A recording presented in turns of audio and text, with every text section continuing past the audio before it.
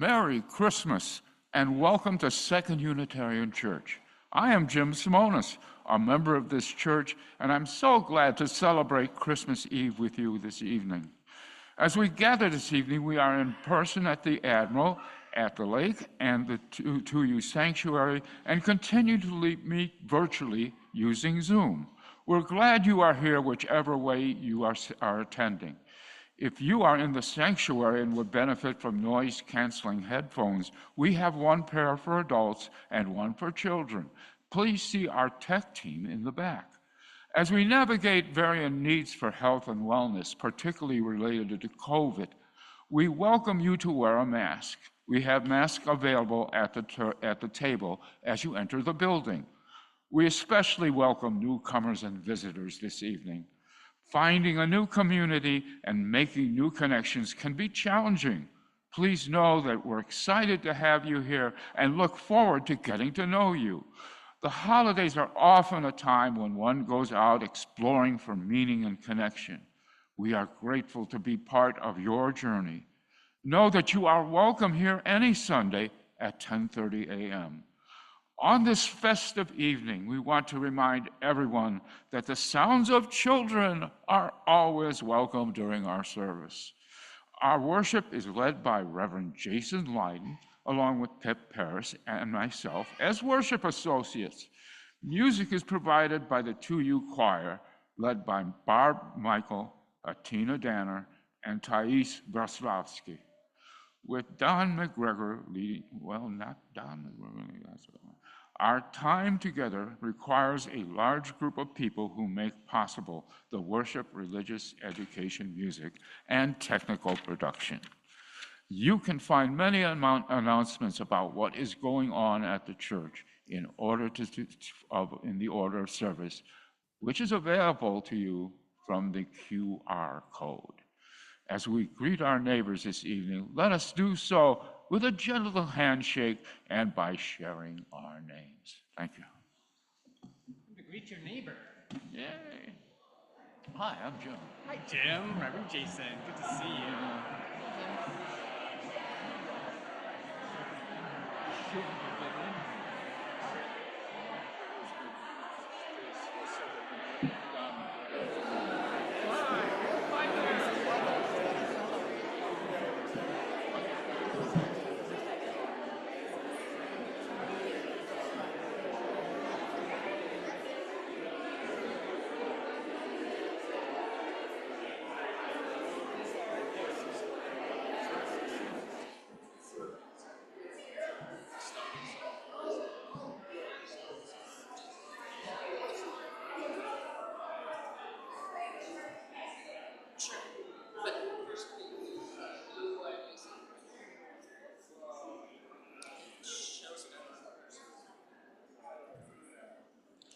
Hey, please rise in body and or spirit, and let's sing Angels We Have Heard on High.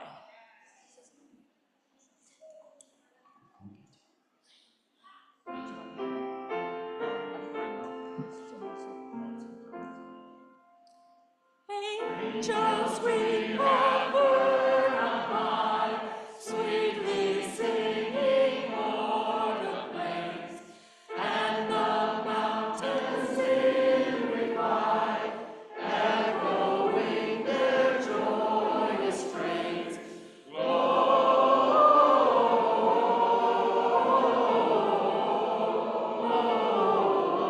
Gloria in excelsis Deo.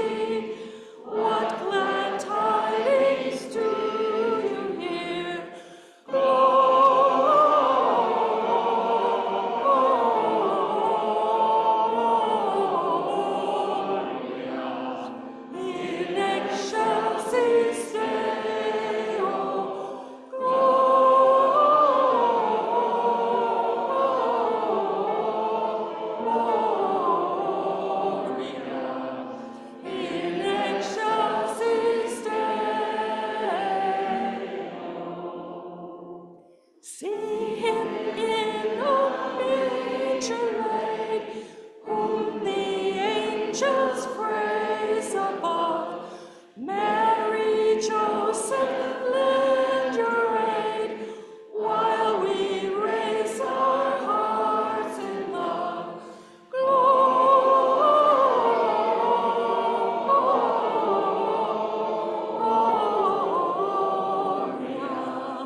in excelsis Deo. Gloria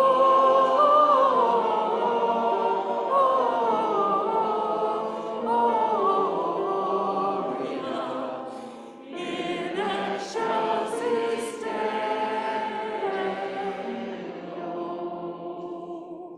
Thank you. Please be seated. We are a Unitarian Universalist congregation, a community of children, youth, and adults, a people of many beliefs and traditions, bound not by the specific list of things we believe, but by the values we share, where we keep love at the center. Whether you are joining us for the first time or the 1000th time, you are welcome here. Whether you believe in God some of the time, all of the time, or none of the time, you are welcome here. Whatever your race, whomever you love, whichever way you move in the world, however much money is in your pocket, you are welcome here. I invite you, when you are ready, to take a deep breath in and out. And maybe one more. May the joy of this season wash over you. May the story of love found in a stable ground you as we move through this service together. In just a moment, Lumi here in the sanctuary and Harris at the Admiral will light our chalices, the symbol of our faith. And we light our chalices this evening with these words from the Reverend Linda Hart. We kindle a small flame in the dark of the year, remembering the promise of life abundant, of a possible peace. We pause on this night of mystery to tell the stories, to sing the songs, to bring more light into the world. You can remain seated and join me in reciting our covenant.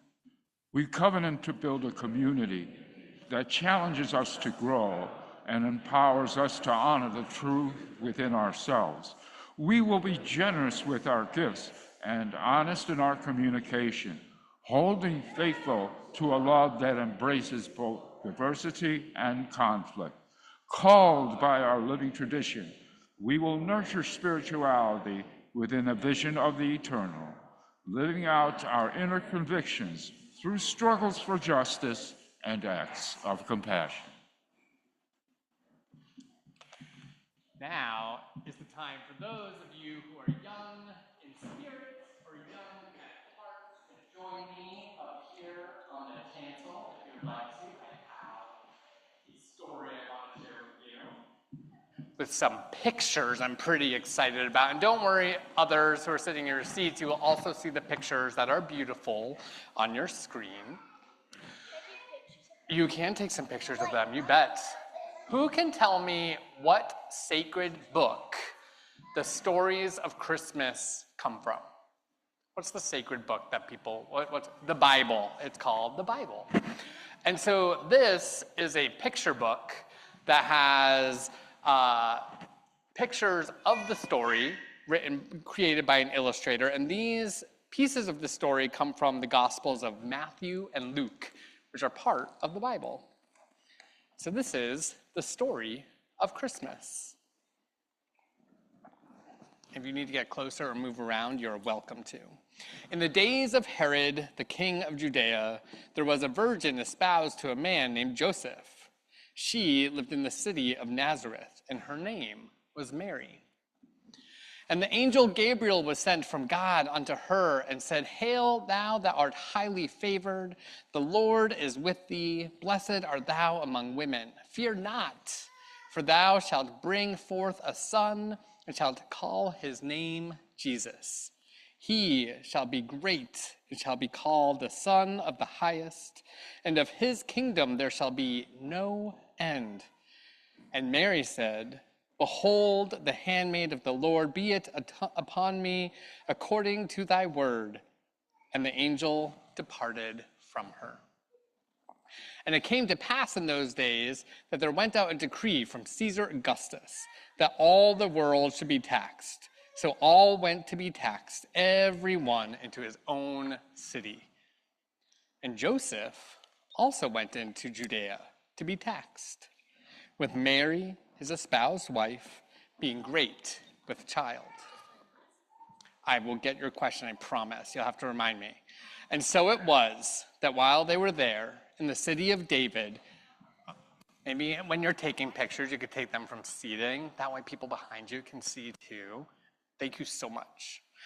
And so it was that they were there in the city of David, which is called Bethlehem.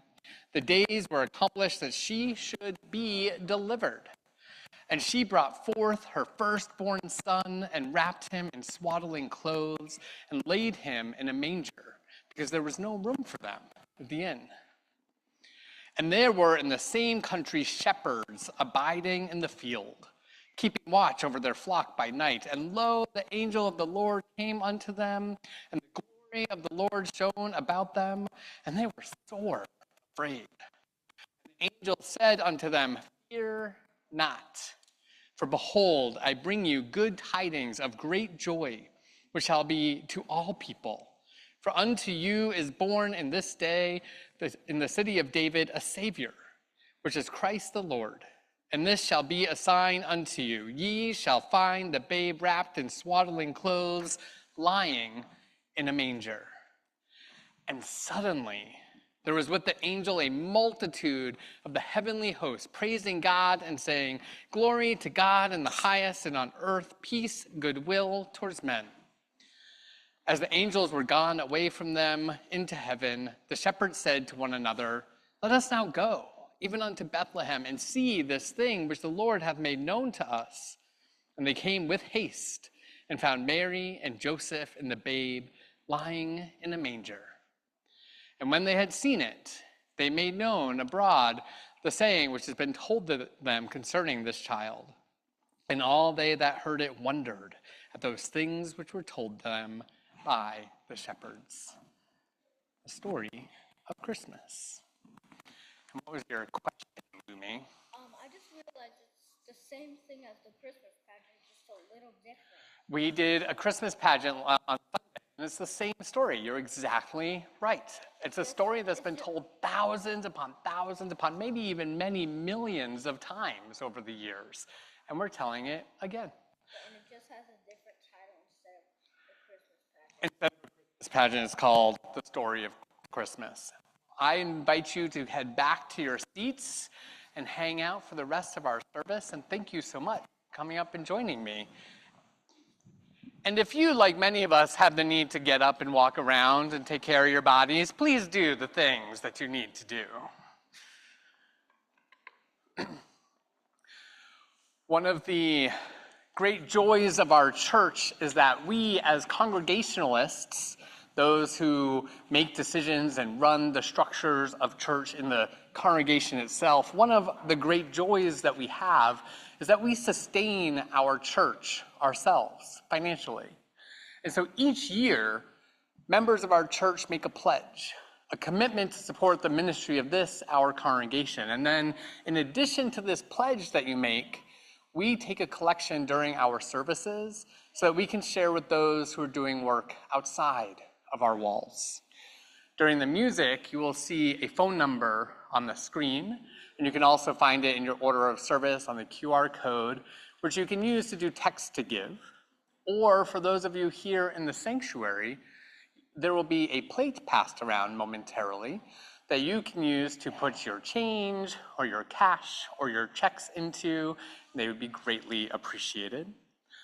we do something a little bit different for the month of December. Rather than share these resources with an organization outside of the congregation, we give this money to what we call the Minister's Discretionary Fund. And this is a fund that we use to support those who come to our church seeking immediate financial help, who can't make ends meet in this moment. And I was talking with one of the people who I have shared resources with a number of times and asked if I could share his story with you. And he said if I didn't share his name that I could. And so I want to tell you a bit of a story. There's a man who visits our church from time to time since I've arrived here at 2U in 2019. He comes to us because he knows that he can get a little bit of help to get him through some tough moments.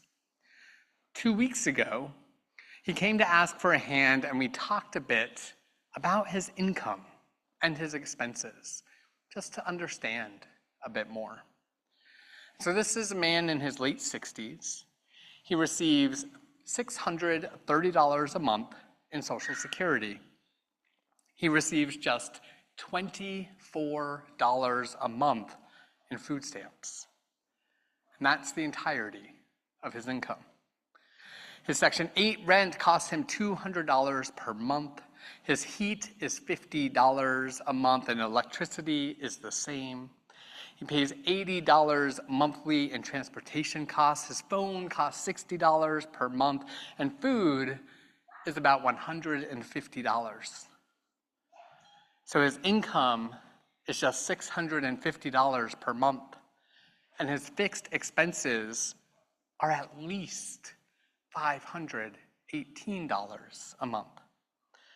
And so when he comes to 2U asking for some money to help him make ends meet, I am able to walk to an ATM with this man, take out some cash, and give it to him because you make that possible. I wonder who among us lives on $630 a month or less. I imagine, to be honest, it's not many of us. And so when I ask you to give, I ask you not to give out of guilt. Please do not do that. Instead, I ask you to give out of a sense of solidarity. What affects you affects me. We are each other's harvest. We are each other's business. As Gwendolyn Brooks, Chicago poet we've heard a lot from lately, as she tells us.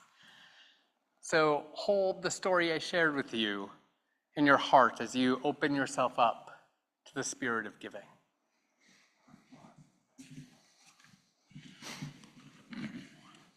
Now I invite you to join me in reading our offertory words. These words are printed in your order of service and are on the screen. This church is the community of ourselves. Its energy and resources are our energy and resources. Its wealth is what we share. As we contribute to the life of this community, we affirm it and enable its participation in the larger world around us. The offering will now be generously given and gratefully received.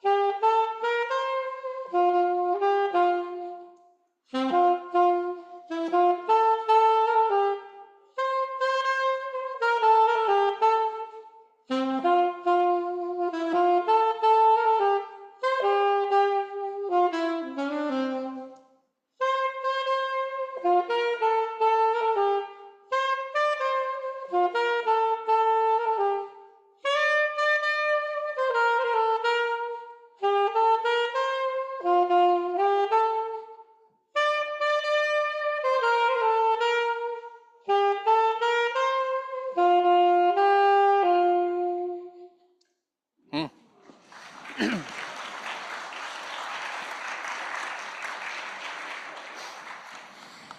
you so much. I invite you now to join me in the spirit of prayer or meditation. Let's start by breathing together.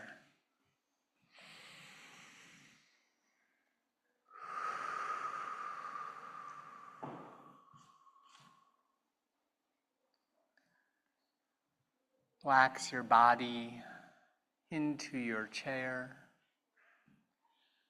Allow it to hold you gently.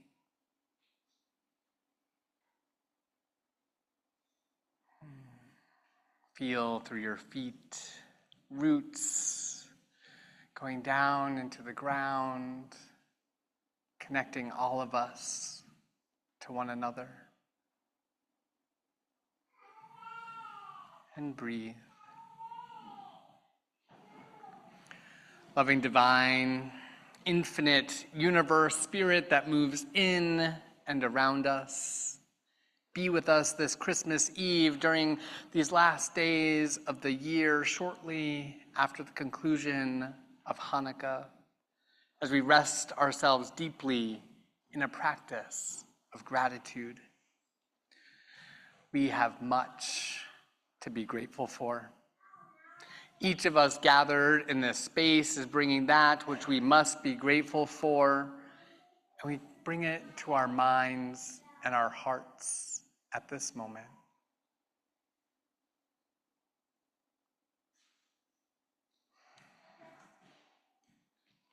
Even as we celebrate that which we are grateful for, our hearts have moments of aching. We ache for the world around us and for the quietest hurts making cracks within us. Be with us as we bring these things to our minds and to our hearts.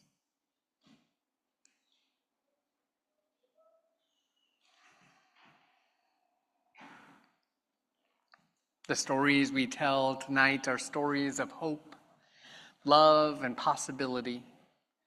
Just as we know we are connected to one another, our gratitude and grief are interwoven. The story of a baby born in a stable reminds us that there can be gratitude even when grief is present. There can be possibility, love, and hope available to us all. Beloved universe, may we be attentive to our endless connections.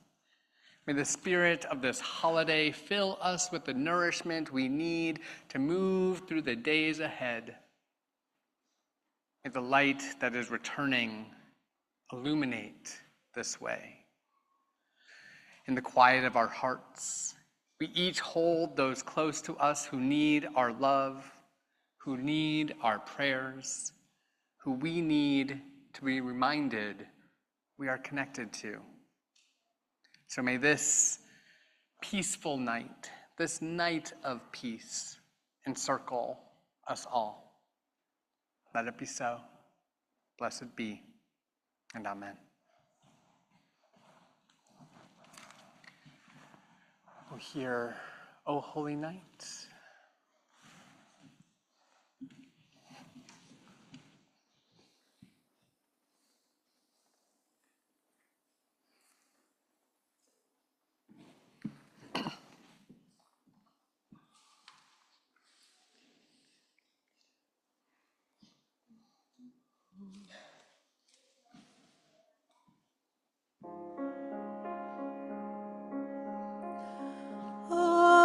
Holy night, the stars are brightly shining. It is the night of our dear Savior's birth. Long lay the world in sin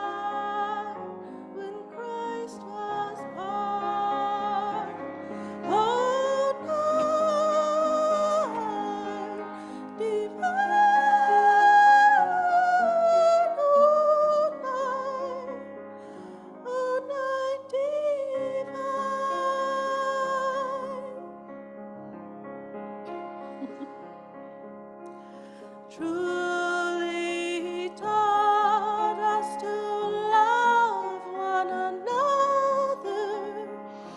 His law is love, and His gospel is peace. Chains shall we break, for the slave is a brother, and in His name all oppression shall cease. Sweet hymns of joy and grateful chorus raise we, all within us praise His holy name. Fall on your knees. Oh, hear the angel voices. Oh, night divine, oh, night, oh, holy night, oh, night divine, oh, night, oh, night divine.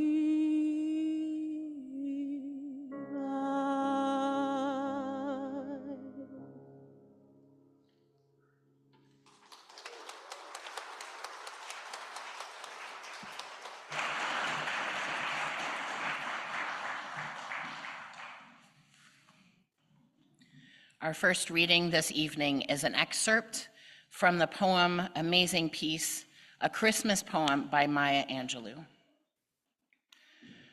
Thunder rumbles in the mountain passes, and lightning rattles the eaves of our houses.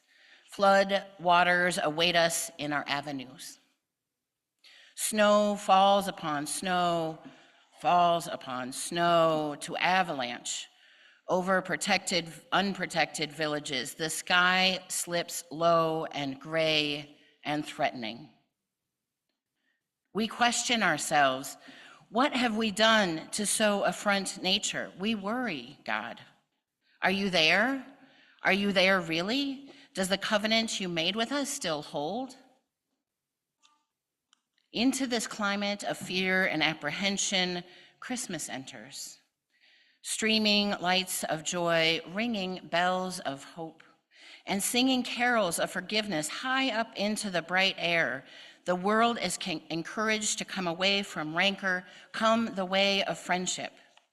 It is the glad season. Thunder ebbs to silence and lightning sleeps quietly in the corner. Flood waters recede into memory. Snow becomes a yielding cushion to aid us as we make our way to higher ground. Hope is born again in the faces of children. It rides on shoulders of our aged as they walk into their sunsets. Hope spreads around the earth, brightening all things, even hate, which crouches breeding in dark corners. In our joy, we think we hear a whisper. At first it is too soft, then only half heard. We listen carefully as it gathers strength. We hear a sweetness. The word is peace. It is loud now. It is louder than the explosions of bombs. We tremble at the sound. We are thrilled by its presence. It is what we have hungered for. Not just the absence of war, but true peace, a harmony of spirit, a comfort of courtesies, security for our beloveds and for their beloveds.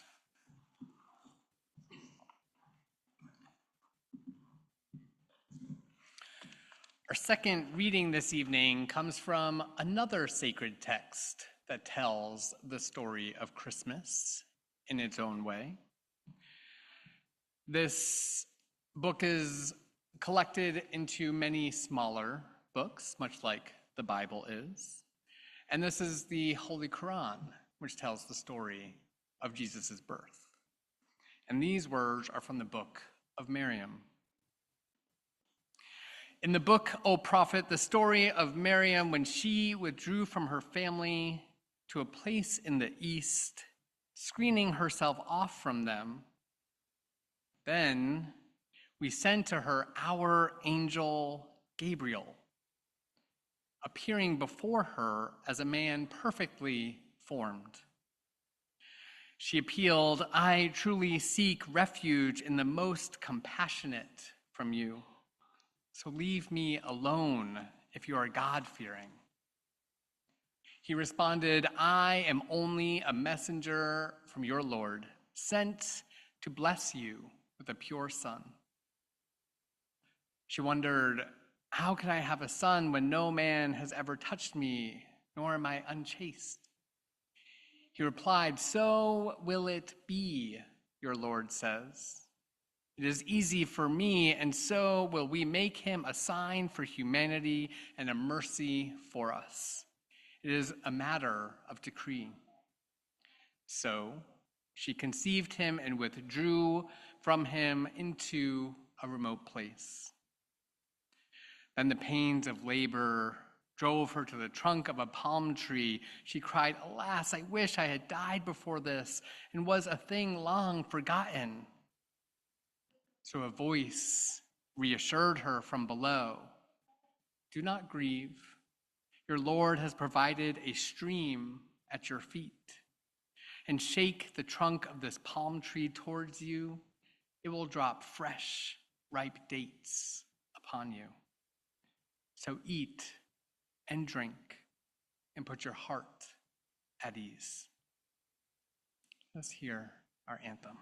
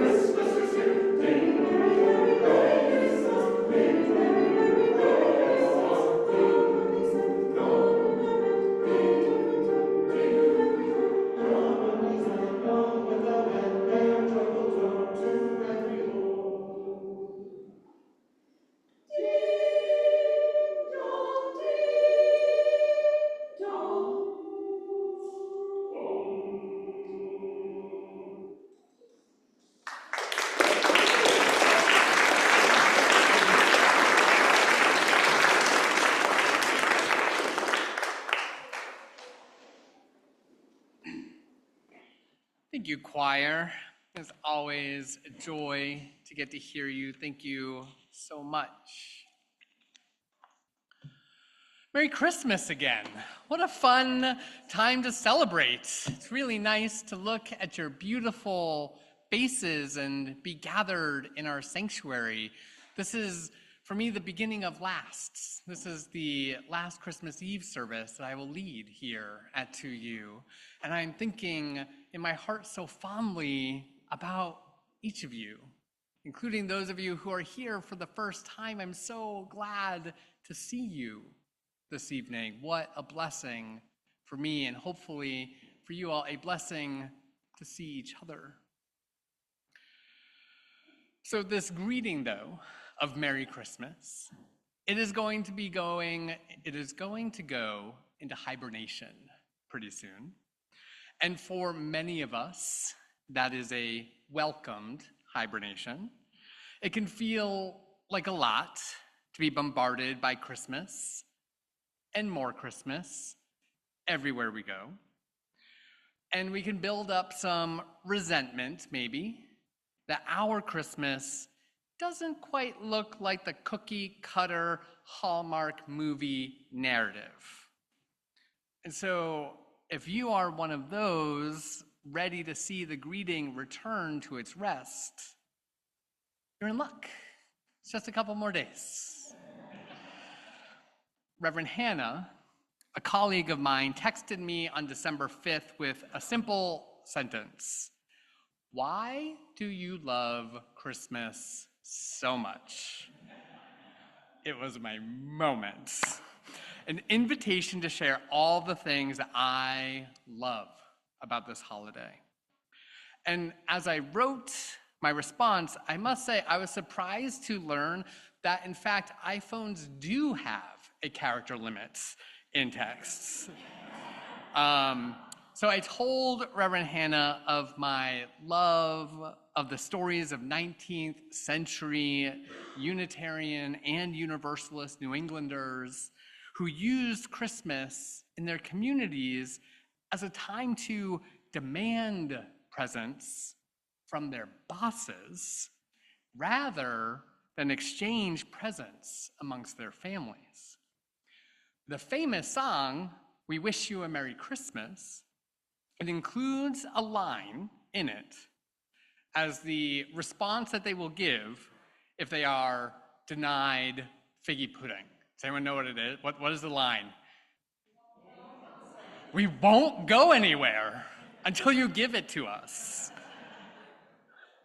And so that song is really an honoring of New England workers who would occupy the doorways of their bosses until the presents came flowing out. Merry Christmas! I then told Reverend Hannah about my love for the truth that rebellions from enslaved people in this country predominantly and disproportionately happened on Christmas. Amazing. Resistance. Santa can, if we choose to, not often, but can be if we choose to, can be seen not simply as a consumerist, but maybe as a visionary who was sharing presents to every child celebrating Christmas, no matter what.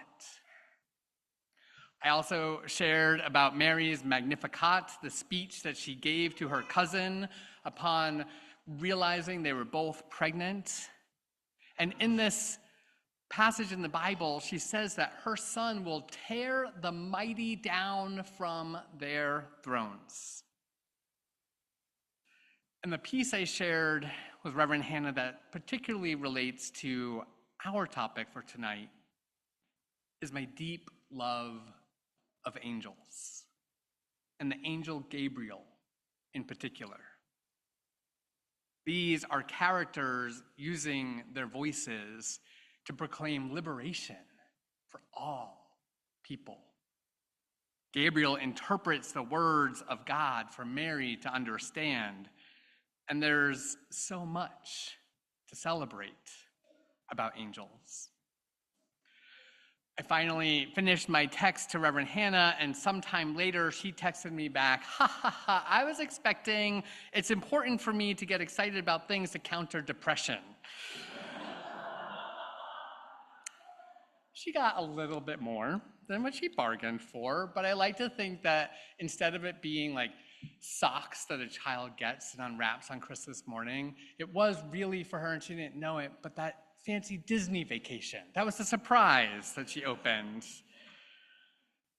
As Unitarian Universalists, though, we trust that we each get our own meaning out of things, so she can have hers and I can have mine. Now, I wonder if you know that the angel Gabriel shows up in the Bible on 4 occasions. First, he shows up in the Hebrew Bible, in the book of Daniel. He then, as we heard tonight during our children's story, shows up in the Gospel of Luke.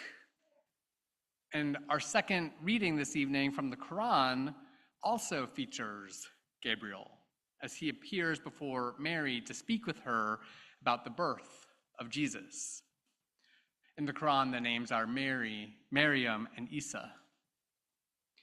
So Gabriel, though, might not be the most popular character in these sacred texts, and yet he plays such an important role in stories celebrated by the Abrahamic traditions. So what is the angel Gabriel doing? I want to break it down in some categories. First, he is an interpreter of divine mysteries.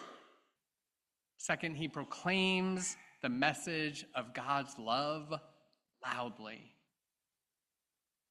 And third, in all 4 of his visits, he visits people who are marginalized or somehow oppressed by the systems they live within.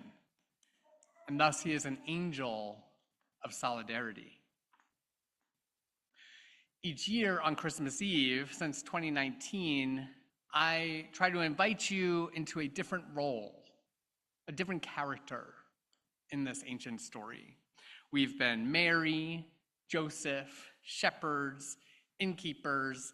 You've even been the manger, you might remember.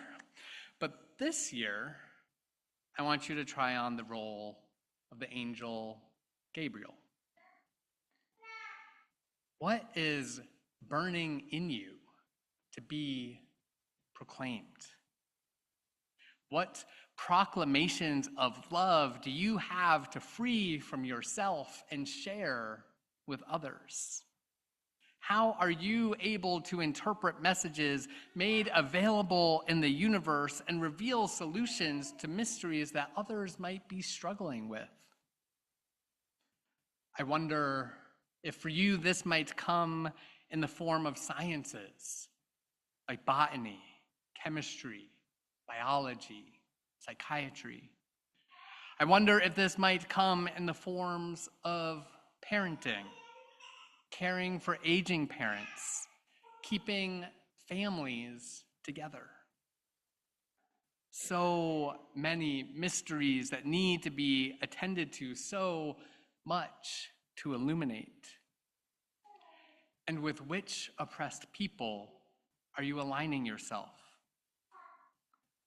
in order to ensure that the messages you're proclaiming are indeed the good news that people need? Are you collaborating with neighborhood groups, connecting one another to be able to resist ICE raids? Are you standing outside Cook County Jail ensuring people being released are getting the basic needs they have met?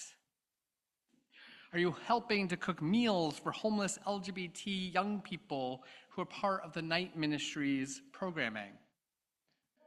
I give these examples because these are all things I know people in this church do in connection with this congregation.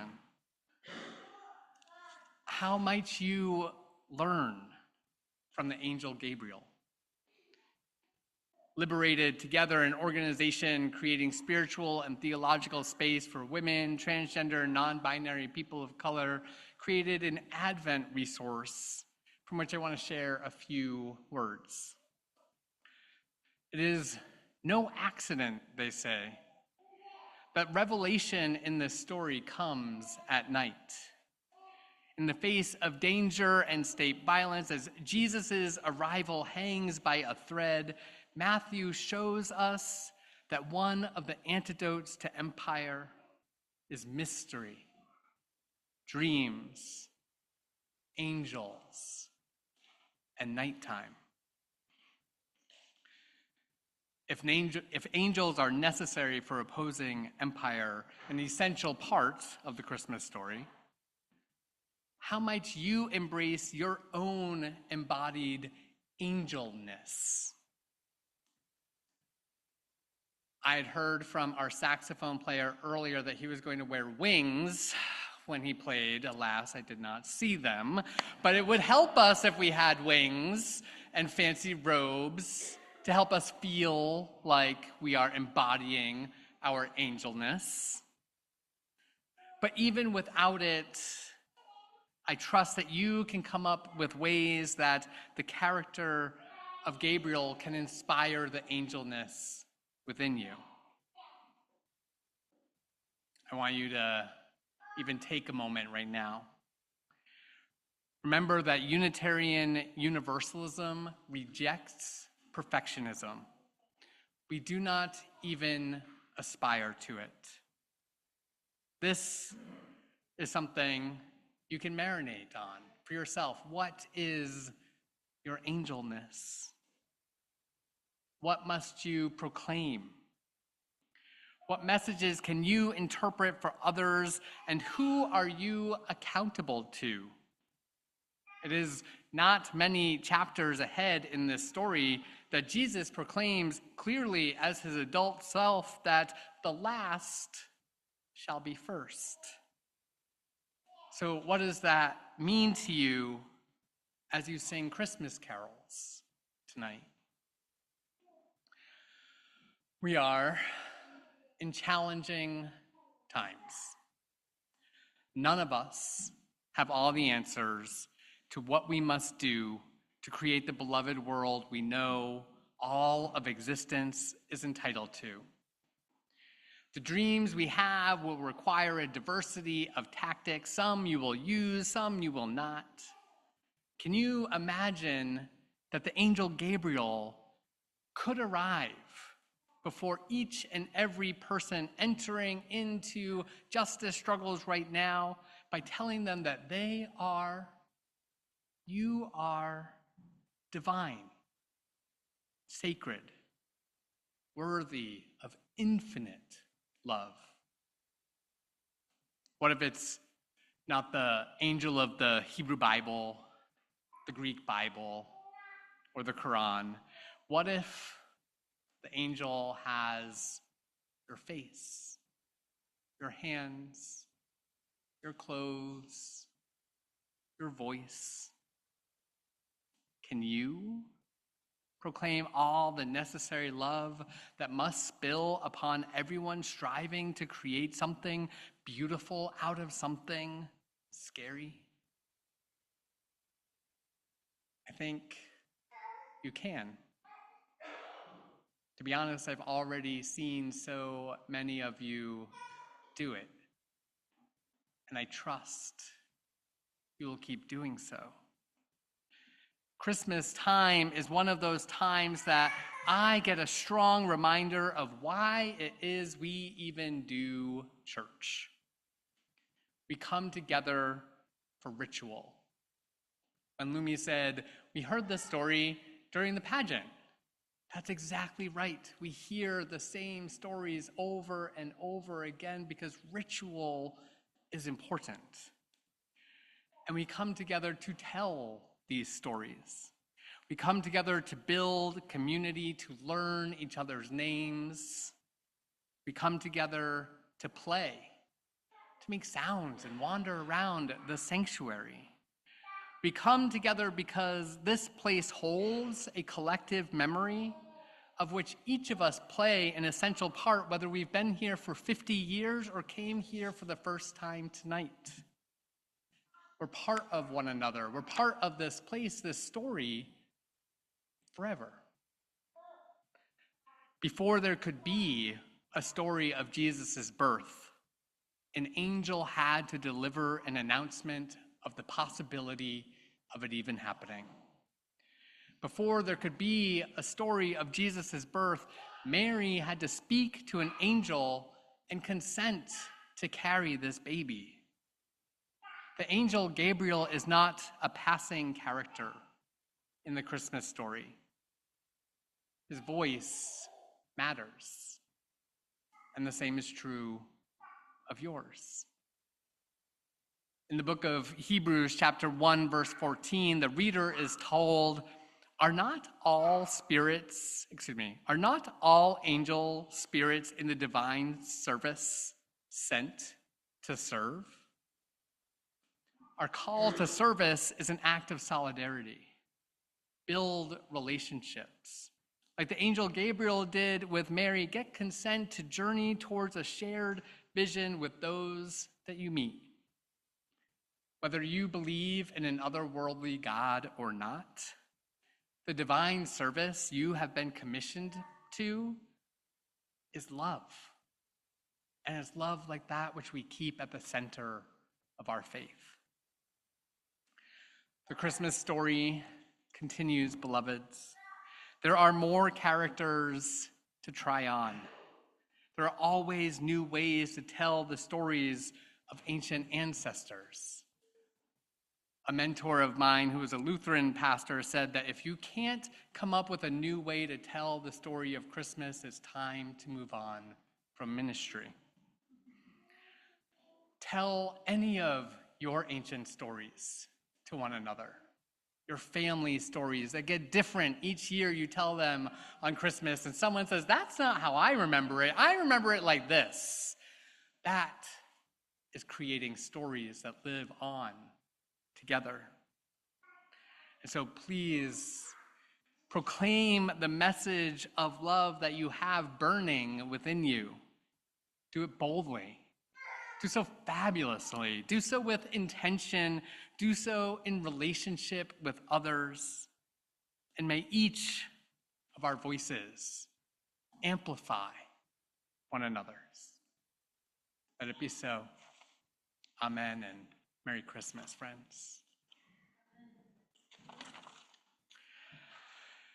In just a moment, we are going to fill our church with the light of candles that you received as you walked in. If you don't have a candle, maybe raise your hand and someone can bring you one. These candles will be kindled first by this anvil candle that we have here. For those of you unfamiliar, this anvil is a symbol at Second Unitarian because our founder was a Unitarian blacksmith. And this is his actual anvil from the mid-19th century. Now, there are important things for you to know about this ritual we're going to take part in. Firstly, maybe most importantly, you're going to want to tip the unlit candle to the lit candle and then take it back so as not to spill wax everywhere. Very important part of ritual is safety. If you are someone who struggles to hold candles on your own, you might want an adult or a friend to help you hold your candle. Holding your candle with another is beautiful, and we celebrate you in doing so.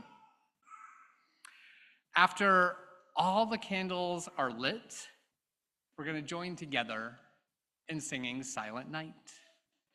And then as that song ends, you're going to follow me. You're going to lift your candle up. We'll hold it for a moment, and we'll take it back down, and we'll blow it out. And then we will burst into a triumphant version of Joy to the World, which we've already heard some of from our choir this evening. Another very essential thing I want you to know about this ritual is that when you go home tonight, you can light another candle. And that flame is of that same spark that lit all the candles that we're going to light here tonight. The light of our flames burn bright within each of us. And we get to share that light with the whole world. So I invite you, as you are ready, to rise in body and spirit. And we will begin singing Spirit of Life as the lights come down.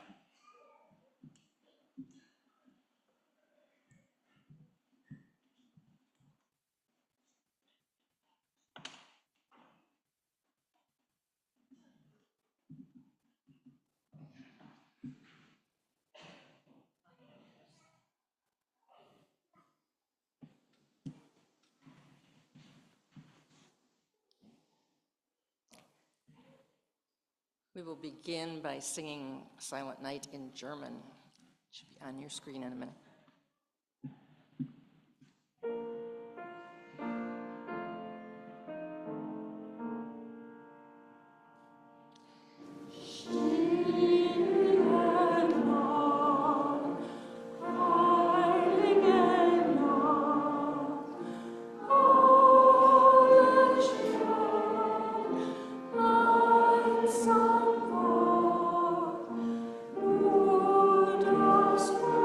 Lord,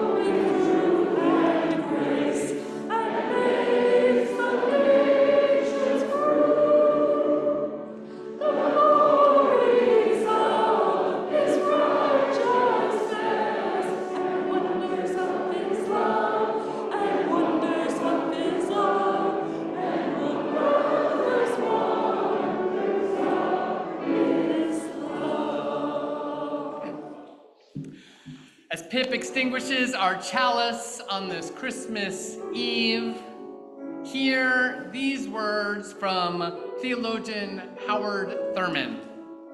When the song of the angel is stilled, when the stars in the sky are gone, when the kings and princes are home, when the shepherds are back with their flocks, the work of Christmas begins. To find the lost, to heal the broken, to feed the hungry, to release the prisoner, to rebuild the nations, to bring peace among the people, to make music in the heart. Merry Christmas, beloveds. Go in peace. Christmas.